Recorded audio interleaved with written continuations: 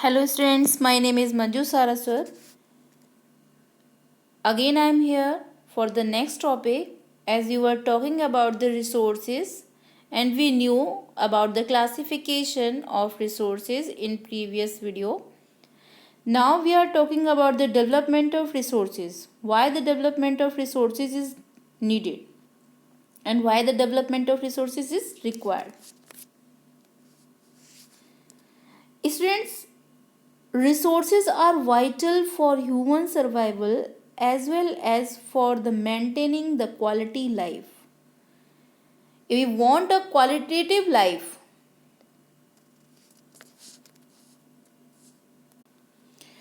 students, if we want a qualitative life, we have to focus on resources.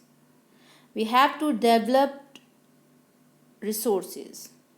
So, what is the reason why the resource development is needed? What is the reason behind it? Actually, the resources development is needed because so many reasons are there. We are seeing the depletion of resources. The depletion of resources for the satisfying the needs of few individuals. कुछ लोगों के लालच के कारण resources का क्या हो रहा है, डिप्लीशन हो रहा है. रिसोर्सेज कम होते जा रहे हैं.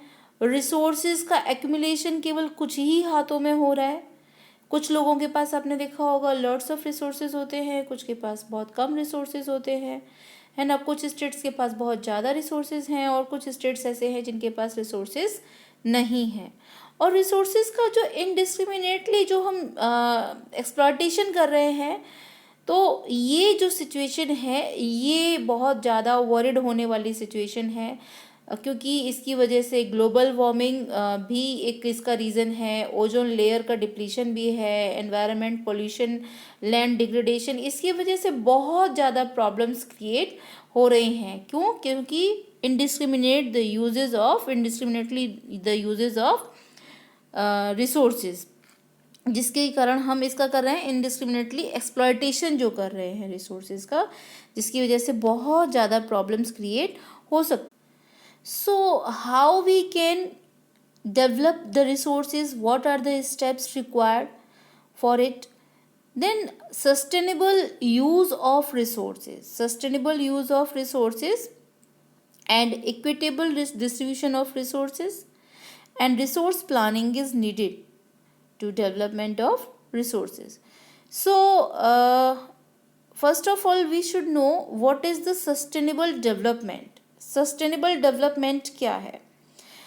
Sustainable development it means the development should take place without damaging the environment and development in the present should not compromise with needs of the future generation.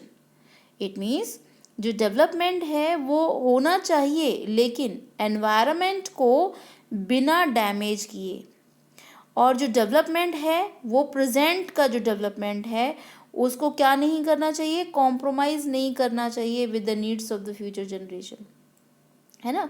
सो अगर हम सिंपल वे में कहें इस बात को, तो हम ये भी कह सकते हैं कि प्रेजेंट और फ्यूचर दोनों की नीड्स को ध्यान में रखते हुए ही हमें यूज़ करना चाहिए.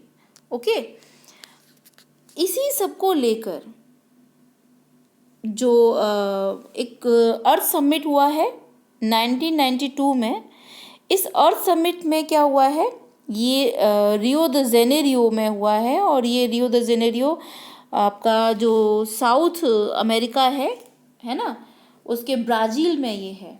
ठीक है, तो ये जो था ये फर्स्ट समिट था. किसको लेकर था? एनवायरनमेंट के जो इश्यूज़ थे, कंसर्निंग इश्यूज़ थे, उसको लेकर था. तो इसमें जो कंट्रीज़ थे वो 100 से भी ज़्यादा कंट्रीज़ और लगभग 150 heads of states and NGOs ने पार्ट लिया था. और इसमें पहली बार फोकस किया गया था सस्टेनेबल डेवलपमेंट पर. ये जो कॉन्फ्रेंस थी ये ऑर्गेनाइज की गई थी UNCED के द्वारा, यानी कि United Nations conference on environment and development. और इस समिट में एजेंडा 21 के थ्रू जिन बातों पर जोर दिया गया वो ये थी कि जो वर्ल्ड की पॉवर्टी, डिजीज़, एनवायरमेंटल डैमेज, इन सब से उनको फाइट करनी है, निपटना है। सभी जो आपस में जो कंट्रीज़ हैं वो सभी एक दूसरे के किसका नीड्स का, global corporation on the common interest का ध्यान रखेंगे। And every local government should draw it's local agenda 21। सारी जो लोकल गवर्नमेंट हैं उनको अपना खुद का एजेंडा 21 बनाना पड़ेगा, जिससे कि सभी किस पर फोकस कर सकें, एनवायरनमेंट पर फोकस कर सकें। स्टूडेंट्स, रिसोर्स प्लानिंग की जो इम्पोर्टेंस है, it means why resource planning is needed and what is the importance of resource planning. So we know we have limited geographical area and large population, so we have to ensure that resources are equally available to all. यानी कि हमारे पास जो geographical area है वो भी कम है और limited हमारे पास मिनरल्स हैं और पॉपुलेशन हमारी लार्ज है। So we have to focus, हमें इस चीज़ को इंश्योर भी करना है कि सभी को इक्वली जो रिसोर्सेज हैं वो अवेलेबल हो सके। तो बहुत सारे रीज़न्स ऐसे आपने देखे होंगे कि जो रिच हैं, जहाँ पे बहुत ज़्यादा मिनरल्स हैं, किसी एक टाइप के मिनरल्स ज़्यादा हैं और वहीं दूसरी तरफ जो है दूसरे टाइप के रिसोर्सेज का वहाँ पे डेफिशिएंसी पाई जाती है। ऐसे ही बहुत सारे रीजंस ऐसे होंगे जहाँ पे कि सेल्फ सफिशिएंट हैं in availability of resources, but some reasons have acute shortage of the vital resources. लेकिन बहुत सारे रीजंस ऐसे भी हैं जहाँ पर कि बहुत ज़्यादा शॉर्टेज है वाइटल रिसोर्सेज की। Just like we are talking about Jharkhand, हम जैसे बात कर लेते हैं, चाहे वो झारखंड है, छत्तीसगढ़ है, मध्य प्रदेश है ना। तो ये जो और ये जो स्टेट्स हैं, यहाँ पर आपने देखा है ये जो मिनरल्स हैं, मिनरल्स का स्टॉक वहाँ पर बहुत ज़्यादा है। It means these states are rich in the term of minerals. Just like बहुत सारे मिनरल्स हैं, जैसे कोल है, और जैसे इसमें पिक में तो आपको कॉपर, गोल्ड और इसमें डायमंड भी शो किया गया है।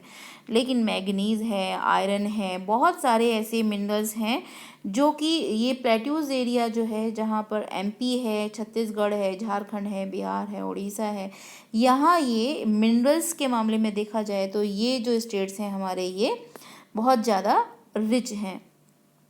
वहीं दूसरी तरफ आप देखेंगे कि जो अरुणाचल है ना, Arunachal has abundance of water resources but lakhs in the infrastructure development.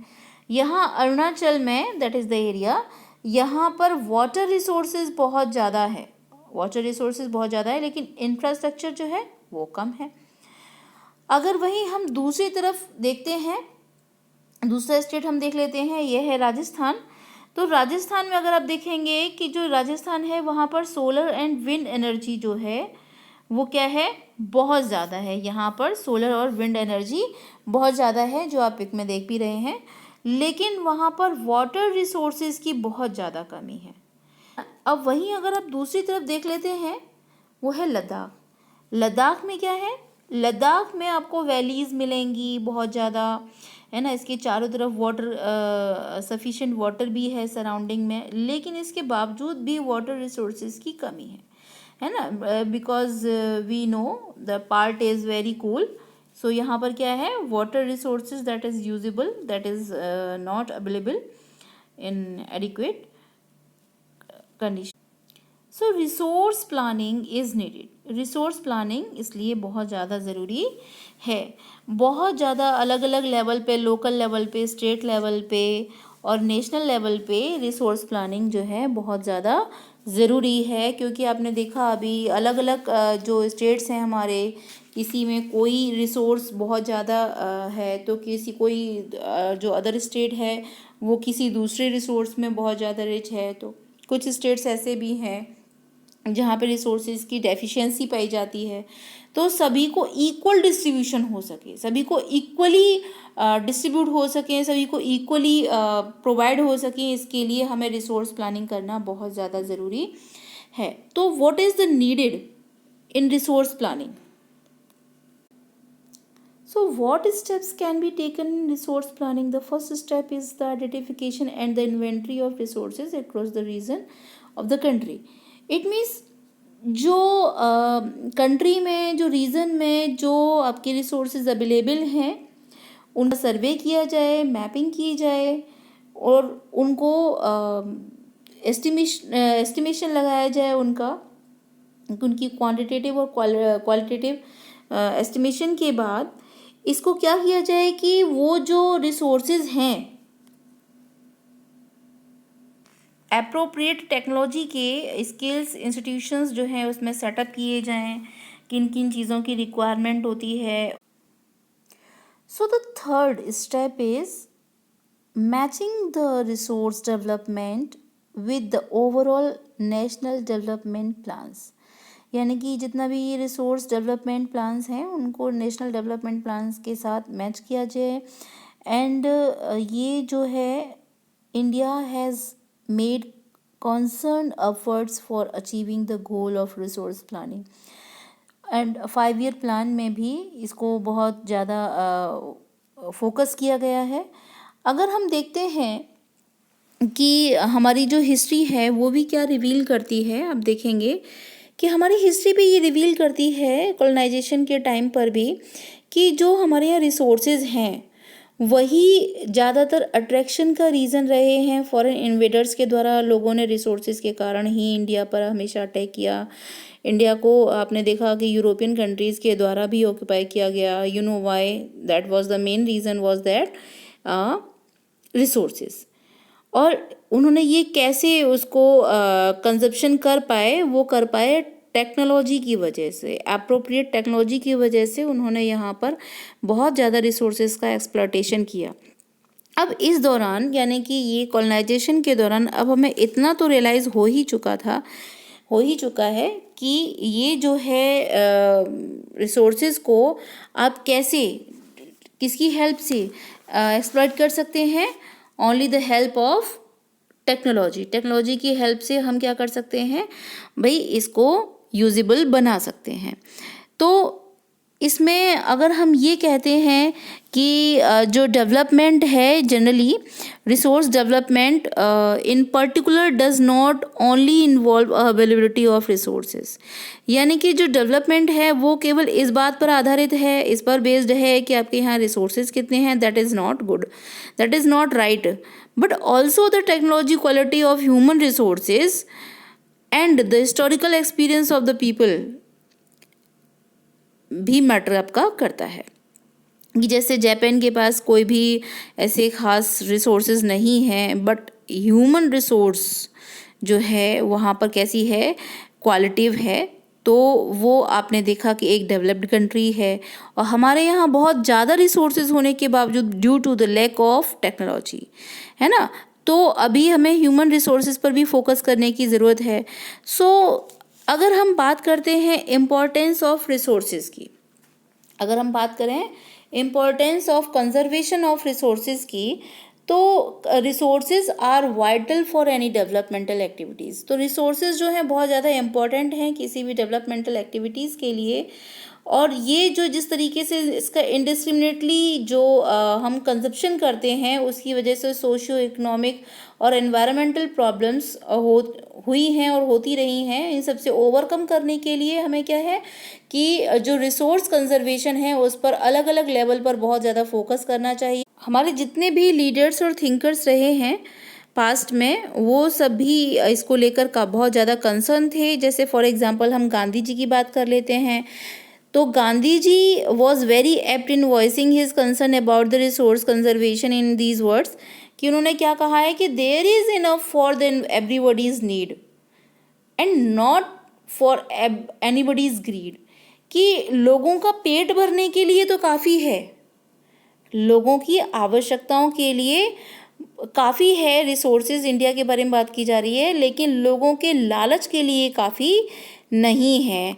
यानी कि यहाँ पर वो ये कहते हैं कि लोगों के पेट भरने के लिए काफ़ी है, लोगों की पेटी भरने के लिए काफ़ी नहीं है। यानी कि लोगों के लालच को, ग्रीड को सेटिस्फाइड करने के लिए तो नहीं है, बट लोगों के लिए सफिशिएंट है फॉर द सर्वाइवल। ठीक है, तो यही उन्होंने क्या बताया है, रूट कॉज भी बताया। ये एक आपके लिए इम्पोर्टेंट क्वेश्चन हो सकता है 1 मार्क में भी, कि गांधी जी ने किसको रूट कॉज बताया है। तो उन्होंने क्या बताया है कि the greedy and selfish individuals and exploitative nature of the modern technology. Again I am repeating, and I have already given here, so you can see कि greedy and selfish individuals and exploitative nature of the modern technology, इसको इन्होंने root cause बताया है resource depletion का global level पे। और वो जो थे गांधी जी मास प्रोडक्शन के खिलाफ थे, बट प्रोडक्शन बाय मासेस के फेवर में थे। इसकी जगह पे वो प्रोडक्शन बाय मासेस की फेवर में थे। ओके, तो यहाँ पर ये हमने इस वीडियो में क्या देखा, हमने इस वीडियो में देखा कि रिसोर्स प्लानिंग क्यों ज़रूरी है ना। कि हमारी जो इंडिया की जो कंट्री की जो कंडीशन है, वो वहाँ पर कुछ कुछ स्टेट्स जो हैं बहुत ज़्यादा रिच हैं रिसोर्सेज के मामले में, और कुछ कुछ स्टेट्स जो हैं कैसे हैं, वहाँ पर डेफिशिएंसी है रिसोर्सेज की। तो सभी इक्वली इक्विटेबल डिस्ट्रीब्यूशन के लिए यहाँ पर क्या नीडेड है, रिसोर्स प्लानिंग बहुत ज़्यादा ज़रूरी है। उसके लिए कौन कौन से स्टेप्स बहुत ज़रूरी हैं, और कौन से लीडर थे जिन्होंने रिसोर्स के कंजर्वेशन पर फोकस किया था, ये 1 नंबर में आपका क्वेश्चन आ सकता है। उन्होंने रूट कॉज किसको बताया है, ये भी आपका क्वेश्चन आ सकता है। और स्टेटमेंट देखकर ये पूछा जा सकता है कि ये स्टेटमेंट किसके द्वारा दिया गया था। तो हम जो नेक्स्ट टॉपिक पढ़ेंगे वो है लैंड रिसोर्सेज, जो हम नेक्स्ट वीडियो में देखेंगे। So land resources, watch in next video. Thanks for watching.